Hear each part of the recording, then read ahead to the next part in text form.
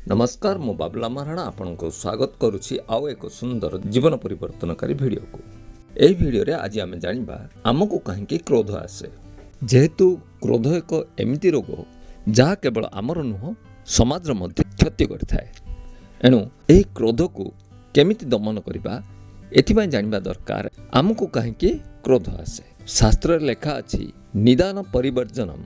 एही दृष्टि देखिले प्रथमे आमे रोगर कारण को जानिबा को हेबो। जेहेतु क्रोध एक मानसिक रोग एथिरु आमे मुक्ति पाइबा पई क्रोध काहेकि हुए यह जानिबा हमको निहाती दरकार। आसंतु आज ए वीडियो रे हमको काहेकि क्रोध आसे से विषय रे आलोचना करिबा। साधारणत मनुष्य जीवन कर्म मुखर सदा सर्वदा कर्म करि चलथाय।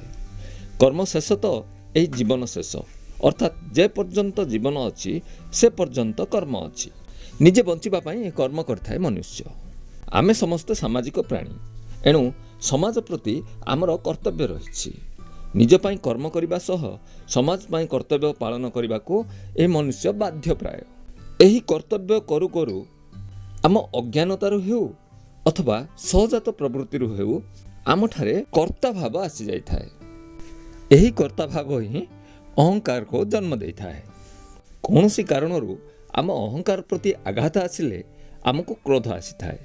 अमुक कर्तव्य कली केही बुझिलेनी मो परिवार पई स्त्री पई पुओ पई परिजन पई समाज पई मु एते कर्तव्य कली अथच प्रतिबदल रे प्रशंसा टिके केही भी कलेनी बरम खुण बाहर गले निंदा कले। एठी मन विषादग्रस्त हुए। विषादरू विकृति आसे। एही मानसिक विकृति ही क्रोध। एहीपरि आसी थाए क्रोध। कर्मफल इच्छा रखिले ही क्रोध जात हुए। एणु भगवत गीता रे भगवान कृष्ण कर्मफल इच्छा त्याग करने को उपदेश देइछंती। किंतु आपण भाबुचंती कि कर्मफल त्याग कले कर्मफल आपणक ठारू चली जीवो ना सेमिति नुह। कर्मफल आपणको मिलिबो ही मिलिबो। आपण बिल रे धान पकेइछंती धान निश्चय फलिबो। आपण धान घर को आनिबे। ठीक सेमिति आपण जे कोनसी जदि कर्म करिसंती फल तो निश्चय भोगिबा को हेबो। भल कर्मर भल फल आ मंद कर्मर मंद फल आपण को भोगिबा को हेबो ही हेबो। एथिरे द्विमत नाही। तेबे कर्म फल इच्छा न करिबा द्वारा आपण टिके शांति रहि परिबे। काहेकि इच्छा रो अन्य एक अर्थ होला अपेक्षा। अपेक्षा साधारणतः मनुष्य को विषाद आड़क टाणी नहीं थाए। विषादरु क्रोध जात हो मु आगरु कहिछि। सेथिपई भगवान श्रीकृष्ण भगवत गीता रे कर्मफल इच्छा त्याग करने को कहिछंती। शास्त्र रे एथिपई लेखा अछि भगवान जहा करंती प्राणीर मंगल सकाशे।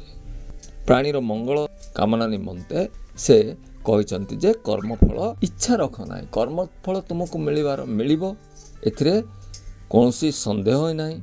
ए सबुर विश्लेषण अर्थ है बा निष्कर्ष है कर्मफल इच्छा त्याग करने द्वारा आमको क्रोध आसी न थाए।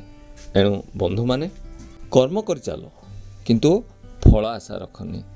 फल तुमर कुआडे जीवनी से फल तुमको मिलिबार मिलिबो एथिरे कोनोसी संदेह नाही।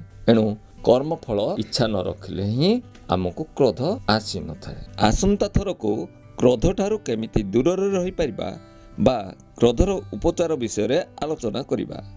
हाँ आपणक मनरे जदि प्रश्न आसुछि क्रोध कले कौन हुए तेबे आपणक प्रश्न को गूगल किंबा यूट्यूब रे सर्च करी मो वीडियो देखि परिबे।